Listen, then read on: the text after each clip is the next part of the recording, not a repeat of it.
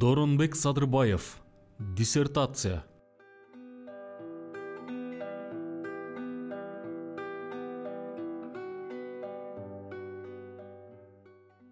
Өйдө кылдый сөз чыгып кетпеси үчүн эмитен эскертерим, бу кеше көбүз баягыдай ынтымактуубуз. Кудайга шүгүр, эл катары оокатыбыз бар, эч кимден кем эмеспиз. Ырас, ал окумуштуу болом деп олукканга чейин мындан да ынтымактуураак элек. Баягыда эле мен дагы аспирантурага өтүп, башкаларчылап бир илимди бычкактап көрсөм кандай болор экен деп калыптыр.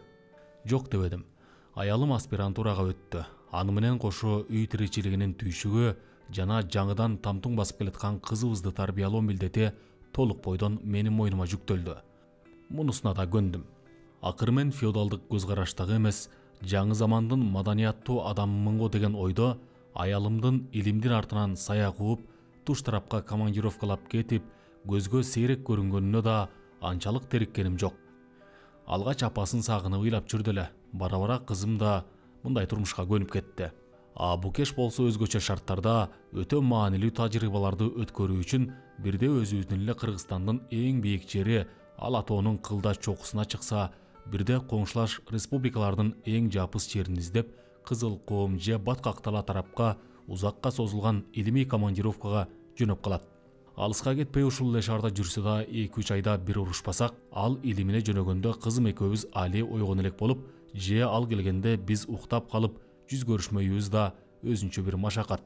Ошентсе да ыйлап сыктап жүрүп, аспирантурасын бүтүрүп алдык. Эмки кезек диссертацияныкы.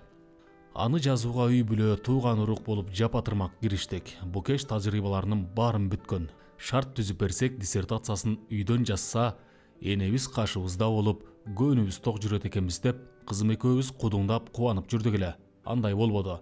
Тарткылыгыбыз али алдыда экен. Диссертациянын кол жазмасын машинкага бастыруу үчүн 1,5 миң барак 0 номурдагы актай кагаз керек, деди Букеш бир күнү. Ошол эле болсо жарасы жеңил экен, деп оозуман жаңылып кетиптирмин. Көрсө андай кагаз оңой менен табылбайт турбайбы? Орто Азиянын орчундуу шаарларындагы дүкөндөрдү түп көтөрүп издесем да, андай кагазды таба албадым. Кайерге барбайын, илгери бир түштө эле, азыр калбаптыр. Бирок өтө керек болсо жарымынчы же 1 номурдагы кагаздардын деле 0-дөн айырмасы жок. Ушундан алыңыз, деп кеңеш беришет. Ошентейин десем Букеш көнбөйт. Ойдеги микроскоп менен караган киши да алардын айырмасын таба алгыдай эмес. Эмне жарымынчы кагазга басылса, диссертацияңдын баркы төмөндөп калабы? Ал деле аппак эле экен, десем Букеш бир окумга дейре мени сырдуу тиктеп туруп, сен диссертациянын маанисине качан түшүнөр экенсиң? Башка кагазга басылса болбойт, деп үзүл-кесил айтып салды. Дагы издөөгө аргасыз болдум. Акыры барбаган жерим, сурабаган кишим калбай, 0 номурдагы кагазды издегенден көрө докторлук диссертация жазуу жеңилирээк экенине анык көзүм жетип, минтип жүргүчө бир эмес 2 диссертация жазып берип, мындан бир отолок котулайын деп жакшы эле бел байлап калганымда, жанагындай кагаз Одессанын атактуу базарынан табылатмыш деген кабар угулду. Кызымды алысыраак бир туугандардыкына таштап, ошол жака жөнөдүм. Айткандай эле издегеним колдон табылды. Айырды 50 тыйындан алдым эле, барып келгеним, ичкен жегеним болуп, барагы 1 сомдон айланды. Мен Одессадан кайткан күнү чабдар эшегим минип, берегеле өзүбүздүн Койташтан Букештин тайекеси келип калыптыр. Жашы 80де болгону менен 3-кабаттагы биздин квартирабызга 2 көзү толтура бирдекке салынган куржунду ийинине илип чыгып келгенине караганда дагы эле бакубат бойдон экен. Кирип келгенде куржунду ала коем деп тумшугум менен жер сайып кала жаздадым. Бул эмне тайеке? Таш салып келгенсизби? Мынчалык оор, десем, карыя куржундун оозун ачып, андагы жык толтура аппак кагазды көргөздү. Муну кайдан алдыңыз? Букеш экөөбүз жарыша сурап жибердик. Илгери мен караболчу болуп турганымда контор жаңы имаратка көчкөн, деп түшүндүрө баштады карыя. Ошондо 2-3 таңгак ушундай кагазды эски конторго таштап кетишиптир. Бухгалтерге айтсам, мешке салып күйгүзүп жибериңиз, андай кагаз толуп атат, бизге кереги жок деди эле. Ак кагаз экен, убал болотко деп уйкананын шыбына чыгарып койдум эле. Өгүнү бир барагына баспай ороп жатсам, Самар көрүп алып, ата, мындай кагазды Букеш эжем качандан бери таппай жүрбөйбү дейт. Анчалык эле керек болсо жеткизип берейин деп, калган катканын чогултуп алып келип калдым балам. Жерге кирсин. Мындай кагаз көп болчу. Насыбай саспай оролуп, от тамызып жүрүп, ушул эле калыптыр. О, чоң рахмат тайке. Ушуга деле 10 чакты диссертация жазууга болот, дедим Одессадан келген кагаздын тайекебиз алып келген кагаздан айырмасы жок экенин Букешке көргөзүп жатып.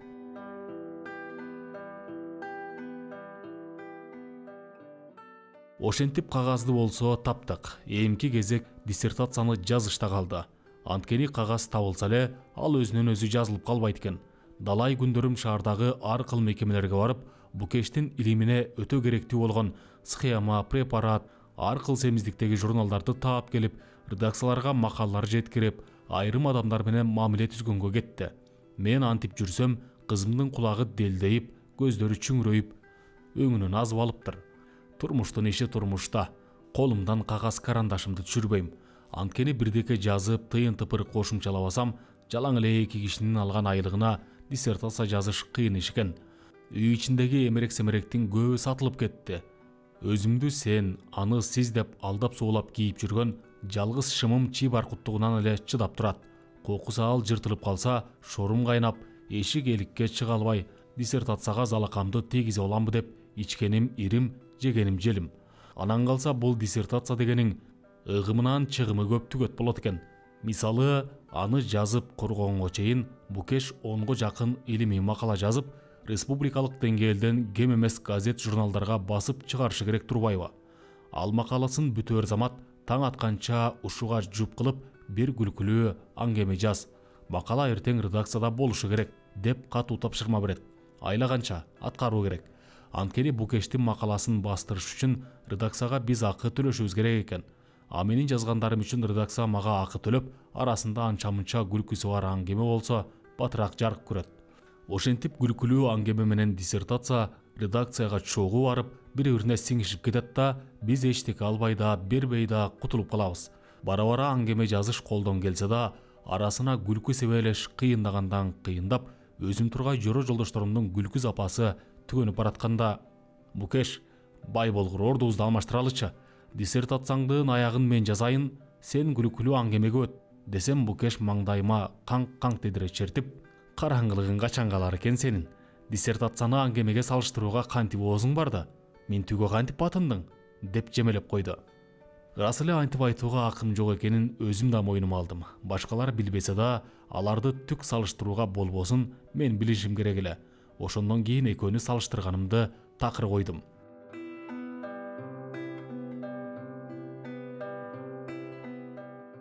Диссертация жазылып жатты. Бир күнү Кудай жалгап Букеш кызым экөөбүз уктай электе келип калыптыр. Кантсе да эне эмеспи, түтпөдө окшойт. Жалынып жалбарып, алымканды ала койду эле, кызым ата деп бакырып, мени көздөй качып жөнөсө болобу? Ала койсом мойнуман бекем кучактап, энеси жакты карагысы келбейт. Кызым, коркпа, алдыңа кетейин. Бул биздин апабыз эмеспи? Кана апаңа барчы? Апабыз ай, деп алдап сооласам да, бышактап, ыйлап барбай койду. Чоочун немеге берип койбосун деп корктубу, Айтор кызым мойнумду кое бербей кучактап, алдымда олтурган бойдон уктап калды.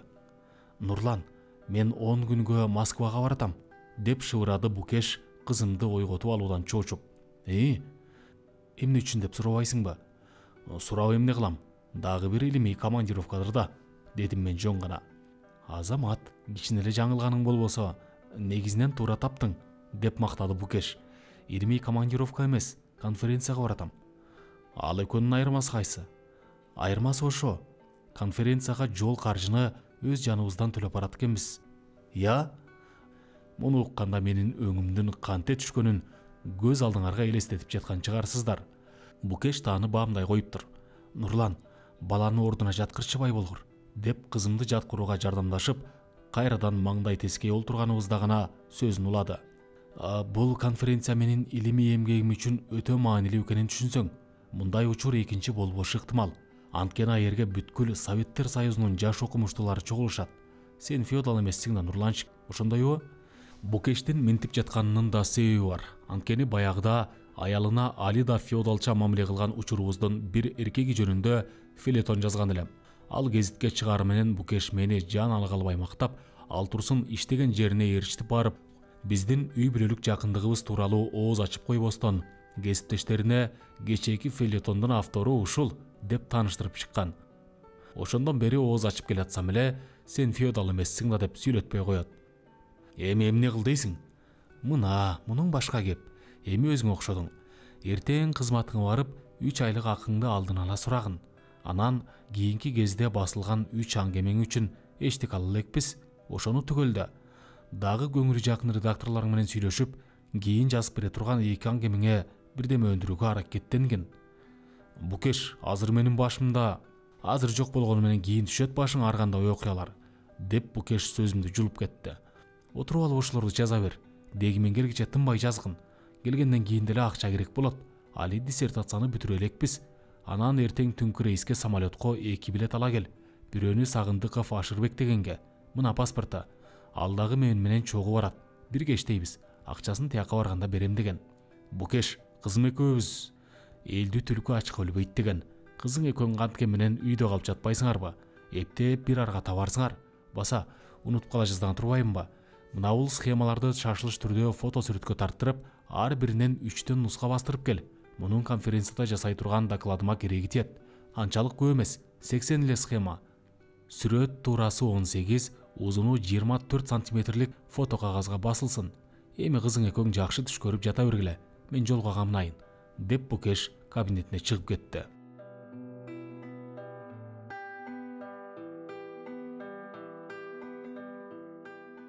Эртеси Букештин тапшырмалардын колдон келишинче аткарып, өзүнө тургай Ашырбегине кошо билет алып, анын сүрөтүн чыгартып келип жөнөтүп койдум.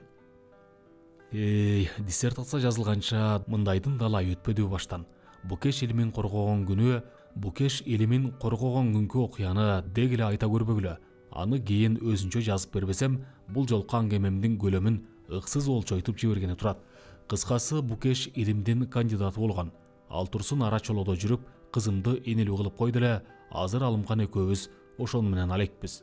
Уулум апасы менен анчалык иши жок болуп, кызыма караганда дурус чыкты. Букеш баягы тайеке салып келген кагаз бекер ысырап болбосун деди көрүнөт. Шымаланып докторлук диссертациясын жазууга киришкен. Не бар, не жок, балким мунусуна да кереги тийип калып жүрбөсүн деп, балдар уктаган кезде кайгылуу аңгемелерди жазып коюп мен жүрөм. Жазган трагедияларына караганда улуу Шекспирдин жубайы эң эле жок дегенде академик болсо керек.